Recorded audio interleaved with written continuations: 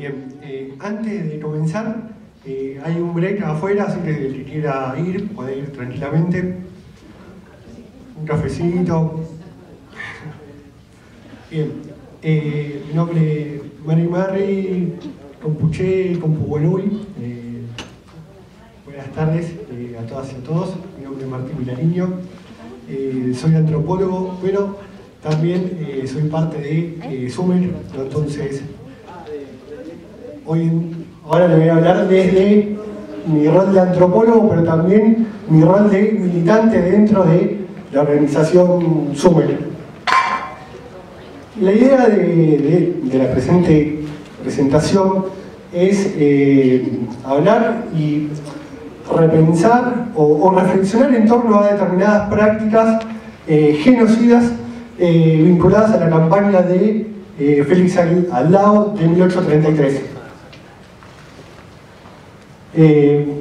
La idea es un poco, antes de seguirla, aclaro que esto es producto de la lectura de los trabajos de un montón de personas, como puede ser de Diego, de Julieta, de las conversaciones que hemos tenido con Gabriel. Por ejemplo, este tema ha surgido, esta reflexión ha surgido de las charlas que hemos tenido con Gabriel el año pasado, ¿no? Entonces, a partir de esas conversaciones, lecturas, he ido repensando determinadas fuentes documentales, determinadas problemáticas, ¿no? Entre ellas la de Félix Aldao y su campaña de 1833. Entonces, un poco es analizar ese carácter genocida, pero también analizar un poco las dinámicas sociales, políticas de tierra adentro, ¿no? De los territorios indígenas y de la frontera a comienzos del siglo XIX. Bien, hoy en día, como ya lo hemos venido, como se ha venido hablando a lo largo de la jornada, como también seguramente lo desarrolle Julieta y Diego, estamos en un contexto de negación permanente del pueblo mapuche, ¿no? Como verán, estas son imágenes del año pasado, ¿no? De las marchas contra el pueblo mapuche. También estamos en un contexto en donde hay una negación de todo lo que es indígena, ¿no? De todo lo que es mapuche, y también una negación de lo que es el genocidio indígena, ¿no? Por ejemplo, esto es una nota periodística en donde se estaba discutiendo la ley ómnibus y un diputado de Río Negro decía, bueno, hay que dejar de tratar a los fundadores de la Argentina moderna como genocidas. Yo voy a hacer todo lo contrario, perdón el diputado, y voy a hablar del carácter genocida de Félix Aldao, que, como sabrán, es un padre casi fundador de la provincia de Mendoza, ¿no? Así que le pido perdón al diputado. Bien, aspectos del genocidio. Mi idea no es detenerme acá porque tal vez soy el menos indicado, hay personas mucho más capacitadas para hablar de los aspectos del genocidio, pero me gustaría detenerme en algunos aspectos muy específicos y muy puntuales. Por ejemplo, uno puede partir de una noción mínima, si se quiere, ¿no? Digamos, el término genocidio es ampliamente debatido, hay muchas concepciones, pero podemos tomar la definición de la ONU como una definición de base, ¿no? Voy a tomar un poquito.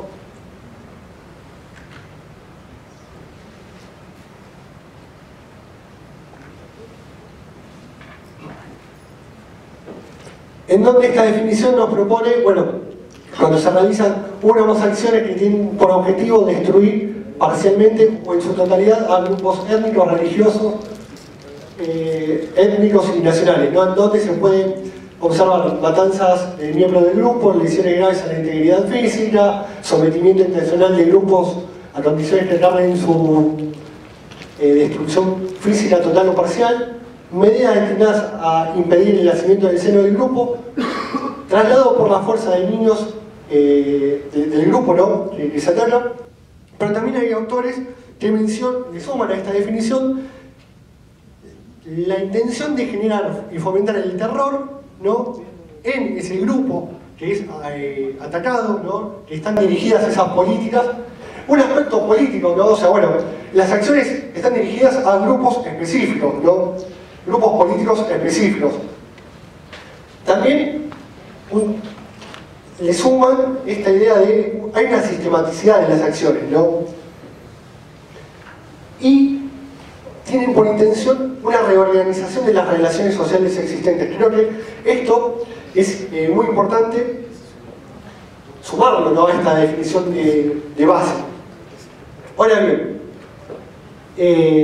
esos aspectos del genocidio lo vamos a ver a continuación cuando analicemos las acciones de la campaña de Aldao en el 33. Antes de ingresar o desarrollar ese aspecto, me gustaría ver cuáles son los antecedentes, ¿no? de por qué pasaba en la frontera sur de Mendoza antes de esas acciones de Aldao, ¿no? Por ejemplo, tenemos un antecedente en la década de 1816, está el famoso Parlamento de San Martín. En 1816 está el Parlamento de San Martín, en donde, durante la gobernación de San Martín, se reúnen todos los locos, más allá de todas las rispideces que pudo haber tenido, había un trato pacífico y un reconocimiento de los territorios, ¿no? mapuches al sur del Diamante. En esta época, San Martín reconoce el sur el Diamante como límite, donde el sur, del Diamante hacia el sur, son territorios del pueblo mapuche, ¿no? Reconoce esa autonomía y la respeta. Pero esto va cambiando hacia la década de 1820. En 1820 empiezan a surgir determinados actores políticos que empiezan a interiorizarse, buscan,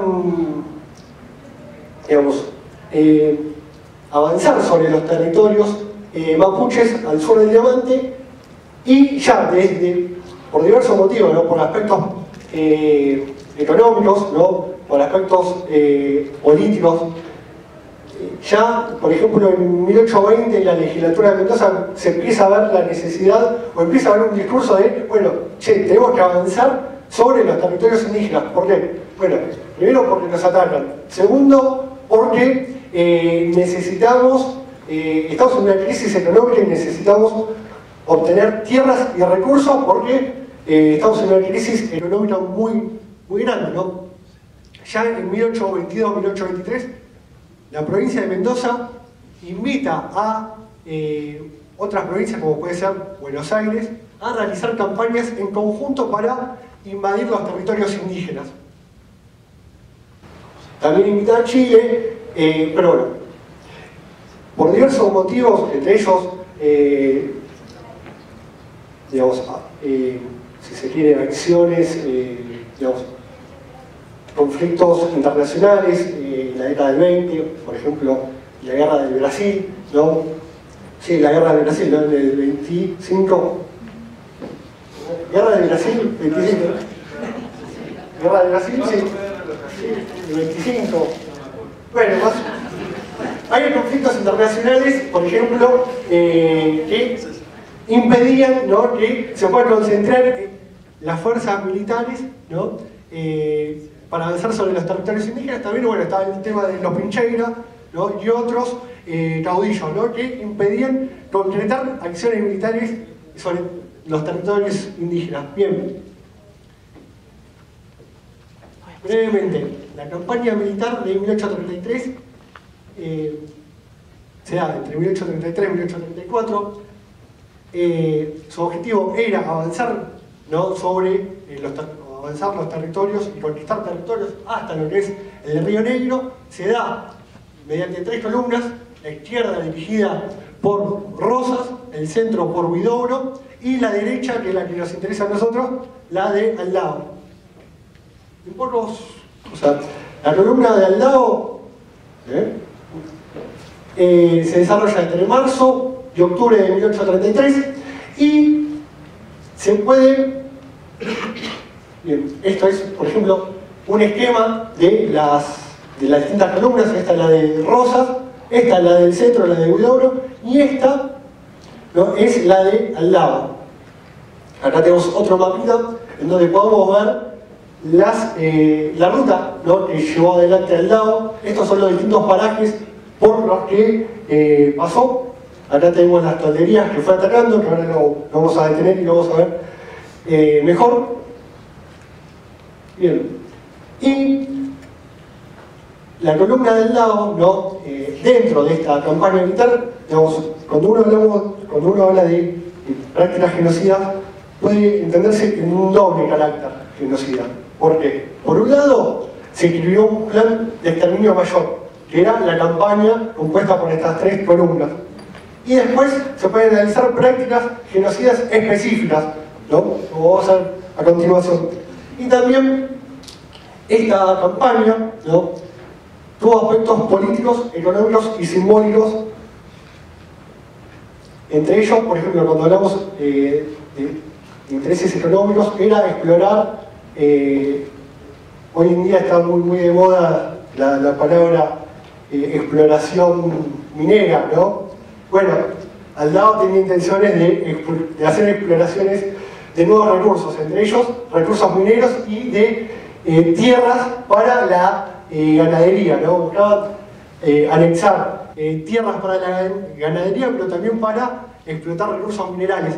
Cuando uno analiza el diario de viaje de Aldao, permanentemente hay referencias a estos pastos son buenos para la ganadería, en tal o cual cerro hay minerales, ¿no?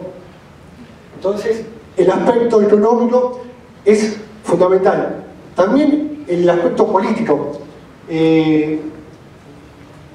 Esta campaña estuvo dirigida no a destruir a todos los indígenas, sino a los indígenas que no se acoplaban a el proyecto político que proponía Rosas y Aldao, ¿no?, en lo que era la frontera y el territorio indígena. Bien, esta es una carta de diciembre de 1833, ¿no?, que escribe Buenos Aires le envía a las distintas provincias. Acá, por ejemplo, se puede ver cómo se habla de cómo las divisiones del centro y de la derecha se combinaron para el exterminio de los indios, ¿no? Acá se puede ver que se menciona la idea de exterminar a los indios. Más abajo dice, bueno, los esfuerzos felices continuados en la división de izquierda, o sea, la de Rosas, lograron llevar el escarmiento y el terror a los bárbaros hasta sus últimas guaridas, ¿no? Me parece que es algo como muy fuerte y bastante significativo, ¿no? O sea, buscaba exterminarlos y generar miedo y terror en los indígenas, como habíamos visto, una de las tantas características que mencionan algunos autores cuando se habla de genocidio. Bien, ya centrándonos en lo que es la columna del lado, una de las prácticas puede ser la destrucción total o parcial de los grupos, ¿no? Por ejemplo, en este punto se ve en la fuente documentales cómo se habla de la columna cuando va avanzando al lado con su ejército, va atacando tolderías completamente indefensas, ¿no? En esas tolderías había mujeres, niños y ancianos, y muy pocos guerreros, ¿no? Entonces, al lado va a atacar tolderías. Cuando uno lee ese diario es terrible, la verdad que es angustiante, porque los tipos van a agarrar tolderías donde había mujeres, niños y ancianos, ¿no? Entonces, no pueden defenderse. Y además buscan apropiarse de sus medios, ¿no? Para eliminar su forma de subsistencia, ¿no? Por ejemplo, acá menciono, todo lo que van a ver son extractos del diario de viaje, no estoy inventando nada, uno puede agarrar el diario y leer y va a encontrar esto. Por ejemplo, en el diario se puede leer, por conclusión, los indios han sido destruidos y tan deshechos que será difícil que reúnan 50, pues la dispersión ha sido completa y sin recursos para vivir. Solo resta explorar el campo. Después sigue. Pero más arriba habla cómo le arrebataban más de 700 ovejas, como 100 animales cabalgares, ¿no? Bueno, también menciona cómo se mataba a 5 indios y una india, ¿no? Entonces acá se puede ver cómo, además, les robaban sus medios de subsistencia. Bien, cometimiento de matanzas. Bueno, como decía anteriormente, se atacaron tolderías indefensas, ¿no? Asesinando a sangre fría a un montón de personas. Uno puede contabilizar entre 93 y 143 personas asesinadas, ¿no? Pero también se puede contabilizar entre 269 y 309 personas prisioneras. Esas personas las enviaron, como vamos a ver acá en el punto 4, algunas fueron enviadas a Mendoza y otras fueron distribuidas entre los indios amigos, los indígenas aliados al DAO y también los principales líderes, pero ahora eso ahora volvemos. Con respecto a la matanza, el ataque a tolderías indefensas, por ejemplo, acá se puede ver en esta parte, al DAO menciona que habían capturado a un enemigo, ¿no? a un indígena enemigo, y le sacan a la fuerza información, ¿no? Y él le explica que las tolderías que estaban atacando, ¿no? Las tolderías del Copey, ¿no? Donde estaba el DAO y su campaña, eran tolderías que habían dejado ahí por si tenían que escapar hacia Chile, ¿no? hacia la cordillera. Y no, esas tolderías no estaban resguardadas, eran, como dice acá, bueno, están en el Copey, porque si se les ponían a batirse, si los cristianos penetraban hasta sus toldos, retirando a Copey, ¿no? Con anticipación de las familias y haciendas, como un único punto de seguridad para continuar su retirada de la cordillera y bosques si los perseguían. O sea, al lado atacó a las familias indefensas que las distintas parcialidades la habían dejado ahí como resguardo. Hasta acá venimos bien, interrúmpanme si quieren. Bien, perdón. Bien, otro punto, lesiones graves a la integridad física o mental de los miembros. Acá se puede ver cómo, además de la destrucción física, ¿no? de los indígenas, se buscaba utilizar el terror, ¿no? El terror como medio se podría decir como medio de tortura psicológica, ¿no? La utilización del terror para sacar información y para generar terror en los distintos indígenas enemigos, ¿no? Por ejemplo, está el caso de Barbón.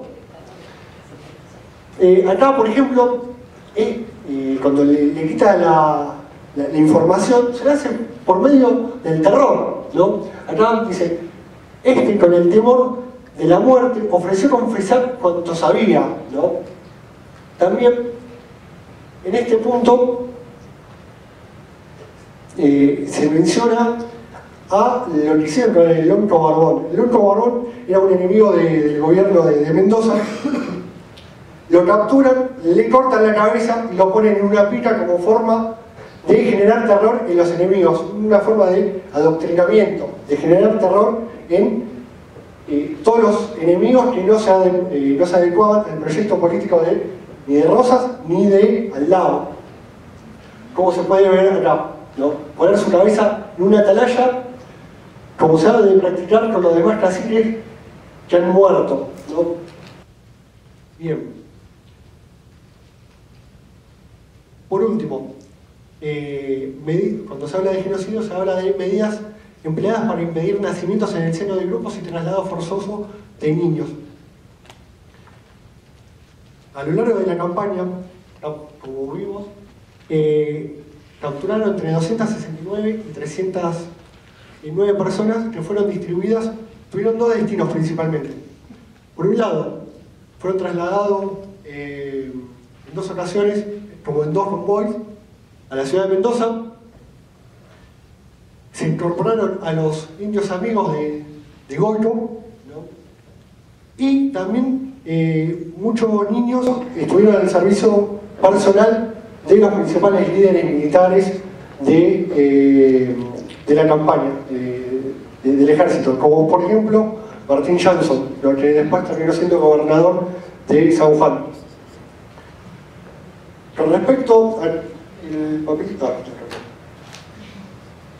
cuando Aldao manda a las mujeres y a los niños a Mendoza, quien estaba a cargo de la campaña militar como jefe máximo era Quiroga, ¿no? Y Quiroga, si me permiten, voy a leer un pequeño extracto.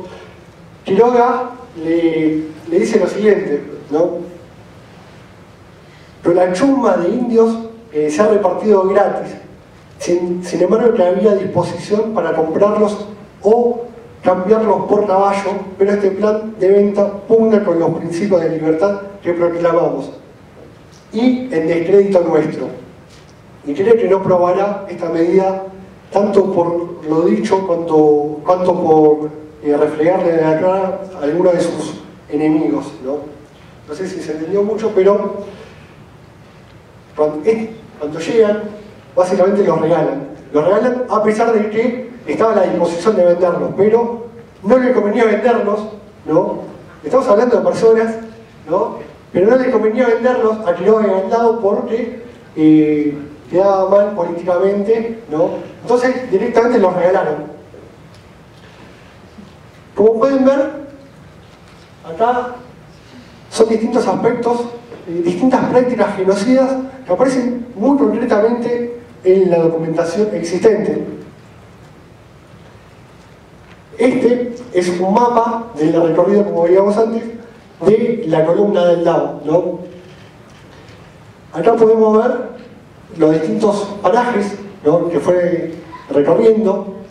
Acá podemos ver las distintas tolderías que fueron atacadas y masacradas. El año pasado, o este último tiempo, he escuchado que se hablaba de que los mapuches mataban gente, ¿no? Pero no dicen nada de las atrocidades que hacían los criollos, ¿no? Cómo entraban a las tolderías sin defensa, cómo las masacraban. No dicen nada de esto. Otra cosa, ¿no?, también desde los discursos negacionistas se dice de que todo el territorio estaba deshabitado, ¿no? Claramente no estaba deshabitado, pero también hay dos puntos. Cuando se atacan estas tolderías se generan dos cosas: muertes, y aquellos que logran escapar se tienen que ir de ahí. Por ejemplo, estas son las tolderías de Yaupilao. El locro Yaupilao se escapa al norte neuquino, donde se refugia con otros locros. Entonces, cuando desde los discursos negacionistas dicen esto, que no había nadie, están obviando, ¿no?, que los masacraron y muchos, y los que lograron sobrevivir a esas masacres, escaparon. Hay unas consecuencias, ya falta menos, así que ya voy terminando. Destrucción de los grupos y desarticulación de las redes sociales al interior del pueblo mapuche, al interior de estos territorios. También esta campaña es clave, ¿no?, porque hay una reconfiguración de los espacios y hay un avance de la frontera, al punto de que en 1834 se genera una legislación con carácter de ley que habla de los nuevos límites de la frontera, mejor dicho, los nuevos límites de la provincia.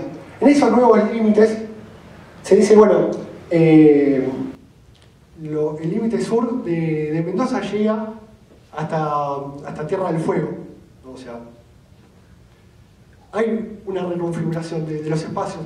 Y esta ley ¿no? De 1834 es retomada en la Constitución de 1854, en la Constitución provincial.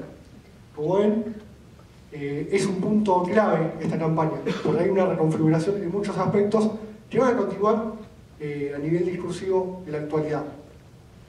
También se produce conquista de los territorios. A partir de esto, de este hecho, hay una redistribución de esos territorios. Por ejemplo, Aldao le da su mano derecha, que era el Guaso Rodríguez, le da la potestad.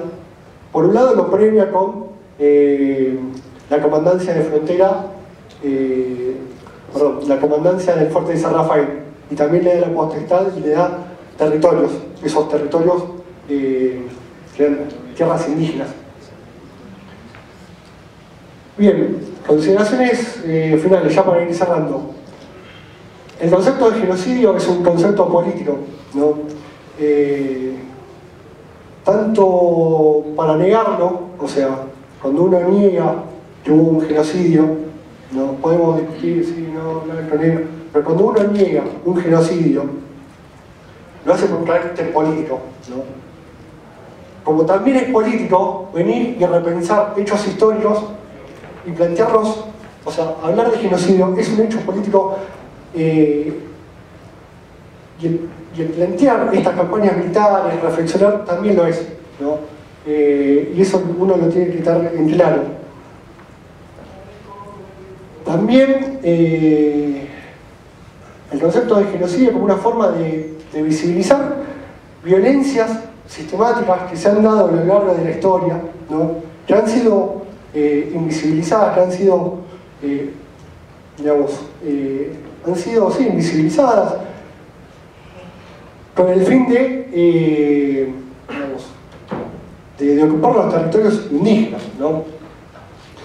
Y también un concepto en tanto,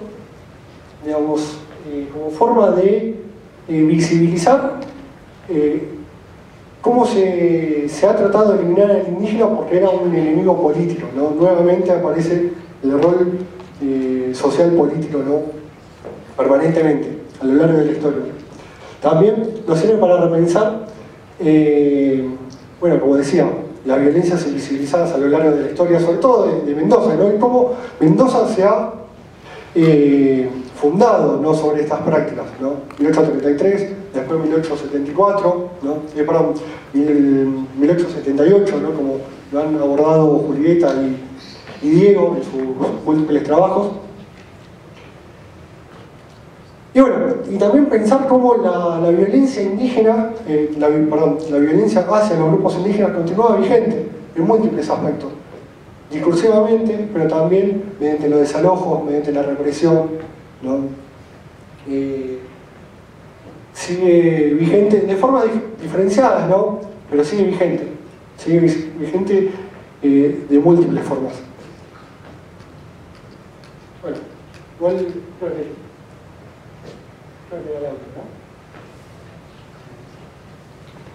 que eso es todo. Muchas gracias.